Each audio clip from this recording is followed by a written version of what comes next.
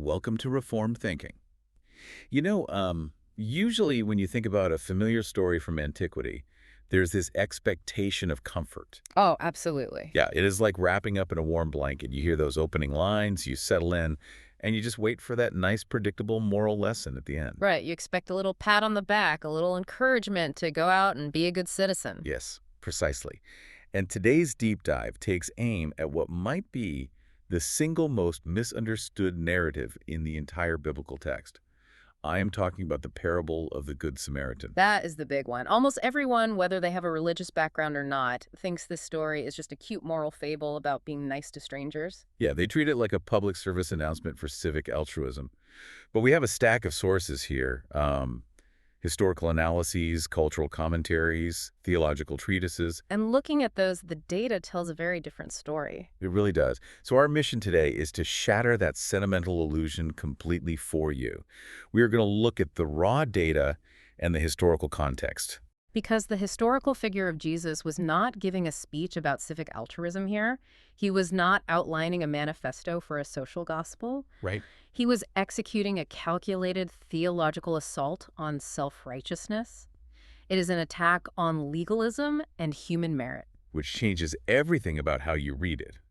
When we apply strict law-gospel distinctions to the historical realities of first-century Judea, we uncover the genuine scandal of this passage. It is definitely a scandal. It is not about a voluntary charity drive at all. It is a devastating exposure of human spiritual bankruptcy. So, okay, let's unpack this. We actually have to begin not on the road to Jericho, but in the tense, highly charged debate that happened right before the story was even told. Right, the setup is crucial. We are looking at the Gospel of Luke, chapter 10, starting around verse 25.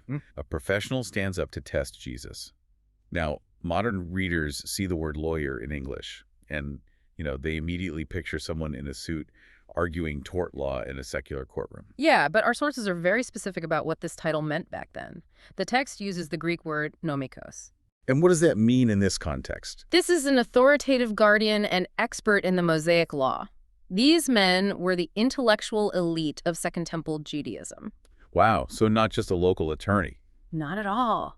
They spent their entire lives debating the precise boundaries of covenantal obligation. They analyzed every syllable of the Torah to build fences around the commandments. So when this scribe stands up and calls Jesus teacher, it is not out of humble curiosity. No, the text explicitly says he stood up to test him. It is a hostile examination. He wants to entrap this controversial rabbi in front of a crowd. He is hunting for a theological flaw. Spot on. His opening question is fascinating to me. He asks, "What shall I do to inherit eternal life?" It sounds like a normal religious question to us today. It does, but according to our sources, there is a massive, glaring contradiction in that very sentence. Structurally, it falls apart the second you look closely at the verbs. Yeah, there is a severe grammatical and theological collision happening right there. He asks what he must do, using an active verb implying achievement, performance, and wages. Right, clocking in for a paycheck. Yes. But then he says to inherit eternal life. And an inheritance, by definition, is a family birthright. You receive an inheritance because of who your father is. It comes by grace or sonship. Exactly. You cannot earn an inheritance by clocking in at a job or filling out a timesheet. The lawyer is attempting to merge two completely incompatible systems. He is trying to merge the covenant of works, where you earn your standing by doing, with a family inheritance, which is given by grace. That is such a revealing detail about human nature. He wants the absolute security of a family inheritance, but he wants to purchase it with his own religious resume. He wants the credit for it. And the response he gets is just brilliant. Jesus does not hand him a brand new theology. No, he redirects the lawyer right back to his own area of expertise. He basically looks at this expert and says, well, you are the guy with the degrees. What does the law say? How do you read it? Which is a classic rabbinic counter-question, and the lawyer gives the textbook orthodox answer. He synthesizes two massive Old Testament commands. Okay? Yes, Deuteronomy chapter 6, verse 5, and Leviticus chapter 19, verse 18. He says, you must love the Lord your God with all your heart, soul, strength, and mind, and love your neighbor as yourself. It is the absolute peak of moral obligation. It requires total devotion to God and treating your neighbor's welfare with the exact same seriousness you treat your own physical needs. And here is where the trap snaps shut on the lawyer. Jesus says, you have answered correctly, do this, and you will live. The standard is set. But think about how terrifying that standard actually is. It makes me think of an analogy. Okay, let's hear it. Imagine walking into a major bank with $0 in your checking account. You walk up to the bank manager and ask how you can earn a billion-dollar family inheritance. That is a bold move. Right. And the banker nods, goes to the back room, brings out a small, dirty mop, hands it to you and says, "Oh, it is simple. Just clean the floors perfectly without ever missing a single speck of dust every single second of every day for the rest of eternity. Do that, and the money is yours." That captures the severity perfectly. It is an impossible standard. It is designed to utterly crush your pride because you're going to miss a speck of dust within the first 5 seconds. Yeah, under the covenant of works, the standard is not try your best or just be generally decent. No, the doing must be flawless. Absolute, perpetual inward and outward perfection. Jesus is holding up the mirror of the law.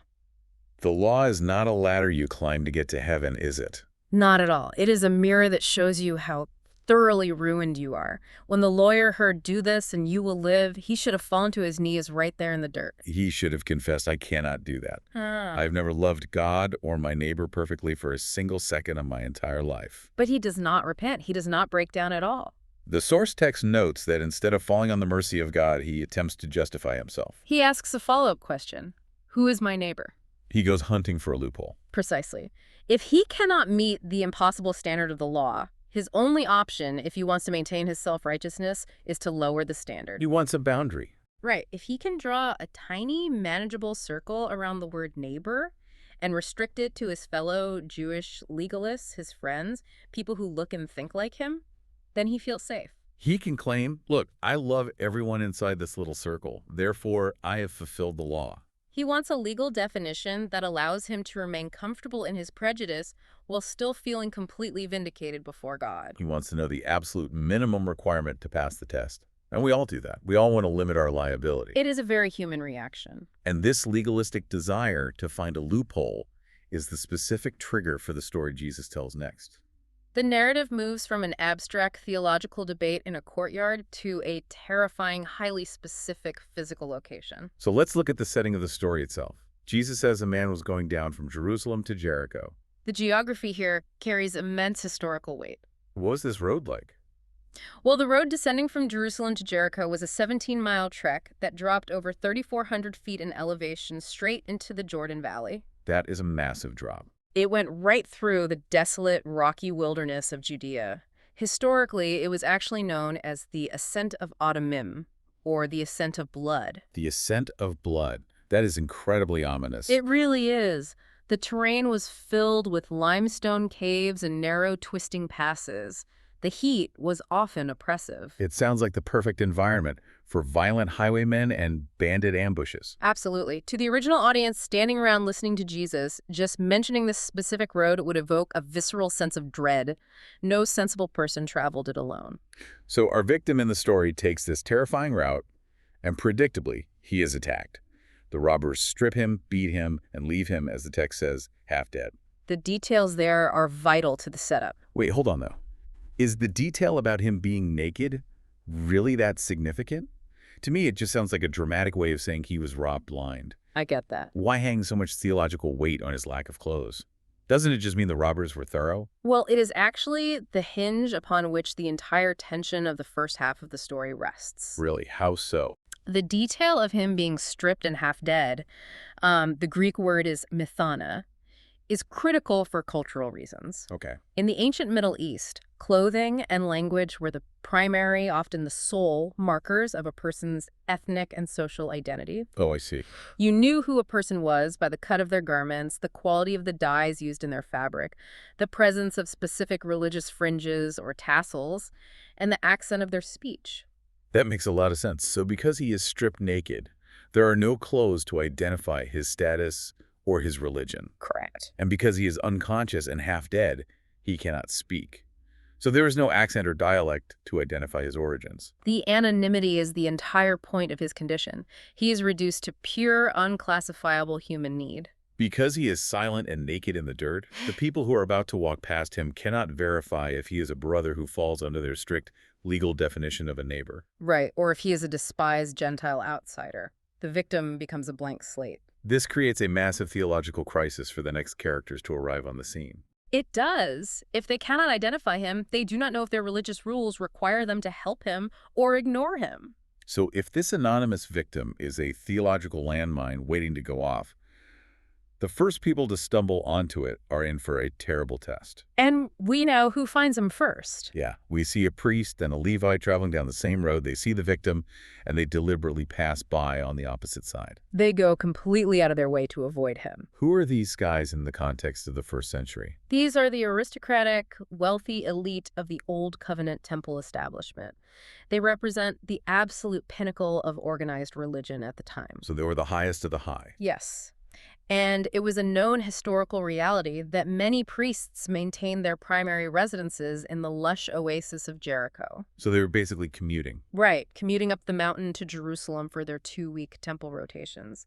Estimates suggest up to 12,000 priests and Levites lived in the Jericho area during this period. That makes their presence on this road a very realistic, everyday detail for the listeners. It grounds the story in reality. But their refusal to help seems so cartoonishly evil to modern ears. It's just ignoring a dying man in a ditch. It does seem that way, but our sources point out this is not random cruelty. It is actually calculated religious preservation. So what does this all mean? How does that work? That is the real tragedy of the situation. Their avoidance is driven by a strict adherence to ceremonial code, specifically the fear of corpse impurity. Corpse impurity. Yes, known in Hebrew as tumat met. The Book of Leviticus and the Book of Numbers lay out severe regulations regarding contact with the dead. Ah, so if this unconscious man is actually dead, or if he dies while they are touching him, there is a massive penalty. A huge penalty. The priest incurs the highest possible level of ritual defilement. Touching a dead body would immediately disqualify the priest from his sacred temple duties. He would ruin his entire schedule. Worse than that, it would bar him and his family from eating the sacred tithes they relied on for food. Wow, so it hits his livelihood. And it would subject him to a rigorous, expensive, week-long purification ritual involving the ashes of a red heifer. That completely changes the framing. I want to use an analogy here. Go for it. Think about a modern professional. Imagine you are at a nice restaurant and the guy at the table next to you collapses. His heart stops. Okay, a terrifying situation. And there is a world-class cardiac surgeon eating dinner right there. But the surgeon refuses to perform CPR. He refuses to even touch the dying person. Why? Because he has a scheduled surgery in 3 hours, and he does not want to get his hands unsterilized before his shift. That is a phenomenal comparison. The very system of external professional purity actually prevents him from showing basic human mercy. He preserves his status at the cost of a human life. That captures the dynamic flawlessly. In the minds of the temple elite, the preservation of ritual purity routinely overrode the demands of common mercy. They prioritize their ceremonial schedule over a bleeding human being. And the theological weight here is staggering when you consider what these men represent. Right, because they represent the law itself. Yes. Jesus is showing that the law and the temple sacrifices, represented by the priest and the Levite, are utterly powerless to deliver a ruined sinner. The law can diagnose the problem. It can protect its own purity, but it cannot breathe life into a corpse. External religion looks at the ruin, identifies the defilement, and leaves the ruined man bleeding in the dirt. It diagnoses your failure and just walks away. It has no power to cure. And this failure of the religious insiders creates a massive vacuum in the narrative. If you're listening to the story as a first-century Jew, there is a predictable rhythm to these kinds of oral traditions, right? There's a classic rule of 3 in storytelling. Yeah, you have the priest, then the Levite. So you are fully expecting a regular Jewish layman to arrive next as the hero of the story. A common man of the people who shows up the out-of-touch clergy. That is how the joke usually goes. But Jesus does not do that. He delivers a cultural shockwaves instead. He introduces the third man on the road, a Samaritan. Which changes everything. To understand the shock of this, we have to grasp the intense, historically documented hatred between Jews and Samaritans. This was not just a mild prejudice, was it? Not at all. This was not a simple border dispute. This was a centuries-old religious and ethnic breach. Where did it all start?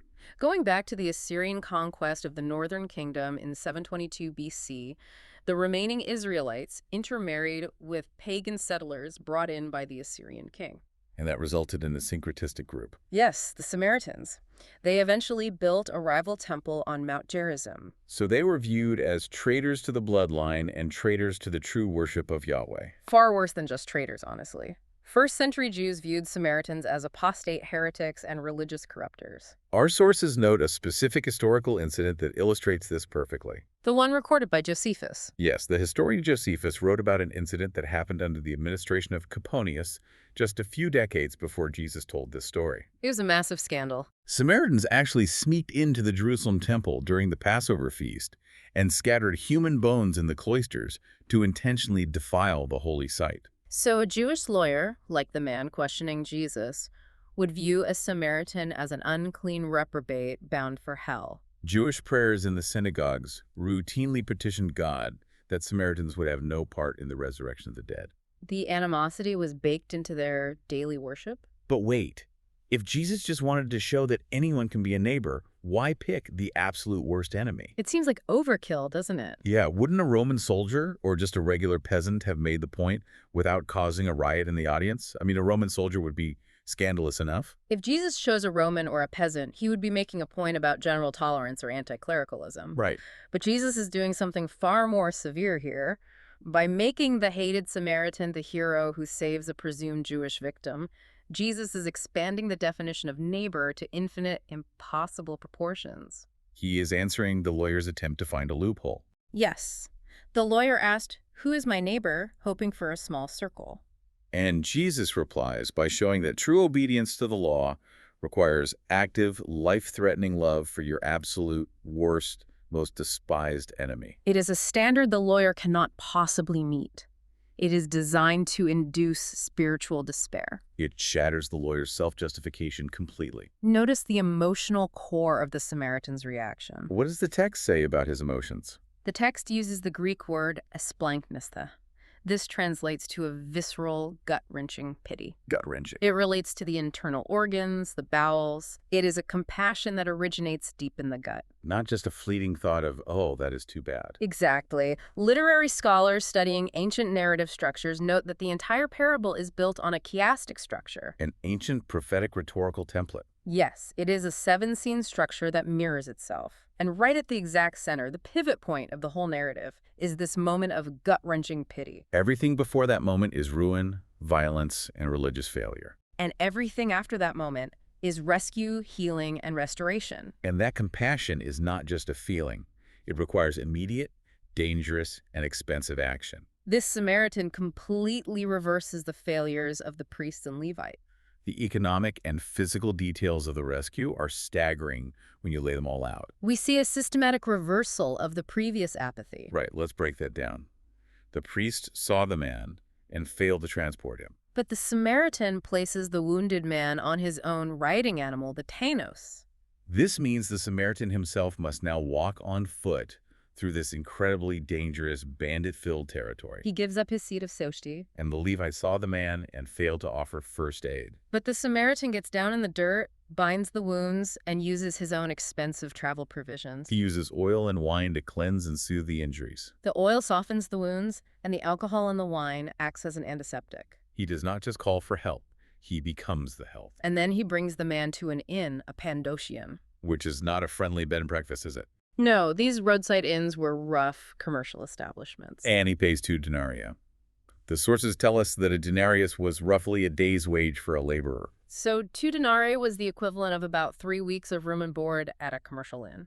That is a massive amount of cash to drop on a complete stranger. It really is. And he goes even further. He leaves a blank check. He tells the innkeeper he will cover any unlimited future debt the man incurs. The financial cost is immense, but we must also recognize the severe physical risk the Samaritan is taking. Picture the scene playing out. A Samaritan walking on foot into a Jewish town, likely near Jericho. Leading an animal that has a battered, bloodied, half-dead Jewish man draped over it. In that highly charged, hostile environment, the Samaritan would instantly be suspected of being the attacker. He could easily face mob violence. He is taking the victim's extreme vulnerability entirely onto himself. He is absorbing the danger. He is shielding the victim with his own life and his own wallet. And here is where it gets really interesting. Yes, this pivot from the historical reality of the story to what it actually represents is the core of our deep dive today. This brings us to the massive theological reveal hidden right in plain sight. This shifts our entire understanding of the text. For generations, people have read this and thought, I need to go out and be the Good Samaritan. Which is the most common and perhaps the most fatal misreading of the text. When we look at how the early church fathers and Reformed theology approach this passage, the perspective shifts completely. It reveals the Christological fulfillment of the text, The biggest mistake modern readers make is putting themselves in the shoes of the Samaritan. assuming they possess the moral capacity to be the hero of the story. We are not the hero. No, we are not. We are the stripped, beaten, spiritually bankrupt corpse lying in the dirt. We are the victim. Our natural state is to be completely incapacitated, ruined by sin, unable to take a single step toward God or contribute a single cooperative act to our own rescue. And the theological concept here is monergism. Yes, the reality that the victim contributes absolutely nothing to his salvation. He is completely passive. He must be saved by an outside force. Jesus is the true Samaritan. That is the revelation. He is the ultimate outcast. He was despised and rejected by the religious elite of his day. In the Gospel of John, chapter 8, verse 48, his enemies literally accuse him of being a demon-possessed Samaritan. And just like the Samaritan in the story, Jesus steps into our historical ditch at the cost of his own life. He does not wait for the half-dead man to clean himself up. He does not ask the unconscious man to promise to repay the debt before he administers the oil and wine. He sovereignly intrudes into the place of death. And the payment at the end is a beautiful picture of substitutionary atonement. Christ pays the infinite debt of our sin. He takes the liability upon himself He places us in the care of the church, represented by the inn. and pledges his own credit, promising to return and consummate our restoration. I marvel at this inversion. It flips the script entirely. It really exposes how inadequate our typical reading is. Reading this story simply as a moral command to go be the hero is absurd when you realize your true condition. It requires a totally different framework. Let me use another analogy. It is like a drowning man, thrashing in the ocean, lungs filling with water, and someone tosses him a manual on how to be a certified lifeguard. That is a brilliant way to phrase it. You cannot read a manual while you are drowning.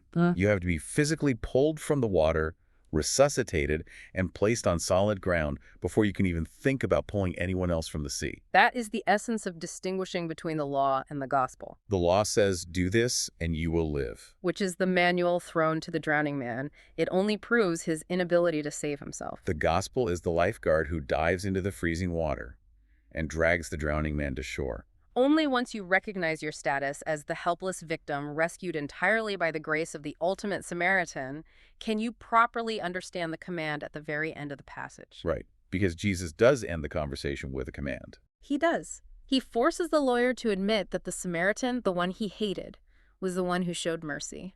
And then Jesus says, go and do likewise. So if we cannot save ourselves by doing this, how do we understand that final command? Are we back to earning our salvation? Not at all. This is understood through what theologians call the third use of the law. What is that? Before you are saved, the law acts as a mirror to show you your sin and drive you to despair of your own merit. That is the first use. Okay, that makes sense. But once a person is saved monergistically, by grace alone, without any contribution of their own works, the function of the law changes. It is no longer a condition for earning eternal life. It becomes the guide for the redeemed life. So we do not love our neighbor or our enemy to earn salvation or to justify ourselves before God. Correct. We love out of an immense radical gratitude because we have already been rescued. We cross the road to help the bleeding man not to become righteous, but because the righteous Savior crossed the cosmos to bleed for us. The sources point out that this framework refutes two major modern distortions of Christianity. Let's lay out those two distortions for everyone. First, it refutes the liberal social gospel. Which does what exactly? It attempts to reduce the Christian faith to mere horizontal social work.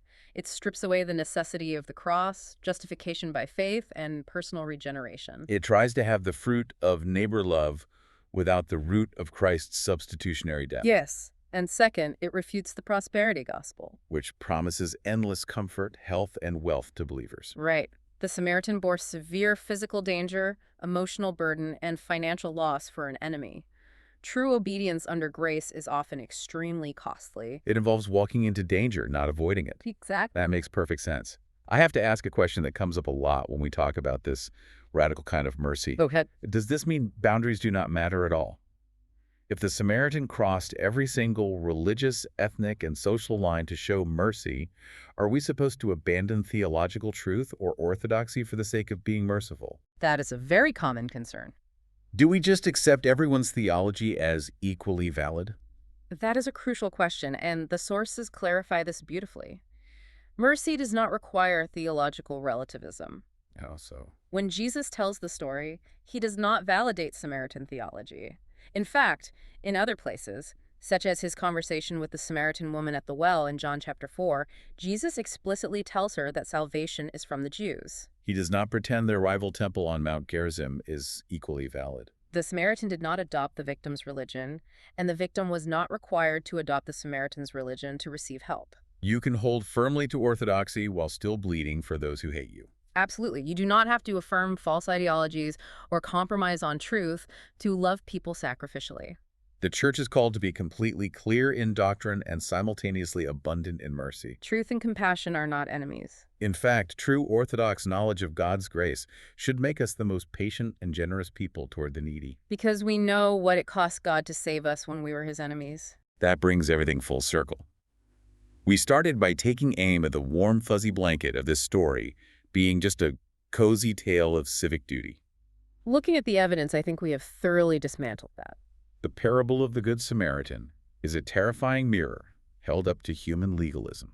It proves, without a shadow of a doubt, that our works, our boundary drawing, and our self-justification cannot save us. It leaves us with nothing to boast about. Nothing at all. But it replaces that boasting with a staggering portrait of Jesus Christ. He is the despised outsider who stepped into the dirt, bore our infinite debt at the end of his own substitutionary death, and summoned us to a life of radical gratitude. We love our enemies because we ourselves were enemies of God when Christ found us half dead on the road. That is the genuine scandal of the passage. It removes the hero complex and replaces it with awe. As we wrap up this deep dive, I want to leave you, the listener, with a final thought to mull over on your own. It is a challenging one.